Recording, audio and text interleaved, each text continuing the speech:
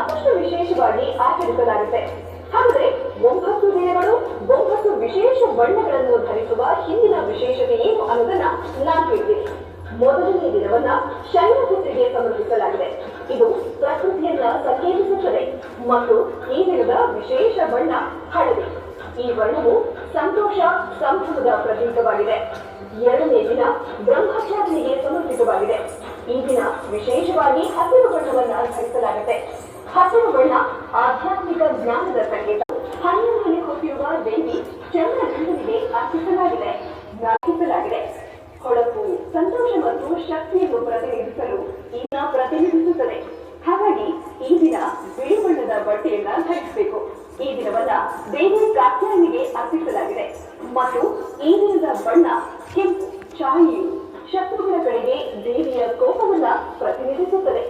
ದೇವಿಯ ಕೆಂಪದಂತಹ ಕೋಪವನ್ನ ಕೆಂಪು ಬಣ್ಣಕ್ಕೆ ಹೋಲಿಸಲಾಗಿದೆ. ಈ ದಿನ ದೇವಿ ಕಾಳರಾತ್ರಿಯನ್ನು ಪ್ರತಿನಿಧಿಸುತ್ತಾಳೆ. ದೇವಿಯ ಅಗಾಧ ಶಕ್ತಿಯನ್ನ ಗಾಢ ನೀಲಿ ಬಣ್ಣಕ್ಕೆ ಹೋಲಿಸಲಾಗಿದೆ. ನೀಲಿ ಶಕ್ತಿಯ ಸಂಕೇತವಾಗಿದೆ. 8ನೇ ದಿನವನ್ನ ಮಹಾಗೌರಿ ದೇವಿಗೆ ಅರ್ಪಿಸಲಾಗಿದೆ. ಈ ದಿನ ಗುಲಾಬಿ ಬಣ್ಣವನ್ನ ಧರಿಸಬೇಕು. ಇದು ಭರವಸೆ, ಸ್ವಯಂ ಪರಿಷ್ಕರಣೆ ಮತ್ತು ಸಾಮಾಜಿಕ ಉನ್ನತಿಯನ್ನ ಪ್ರತಿನಿಧಿಸುತ್ತದೆ.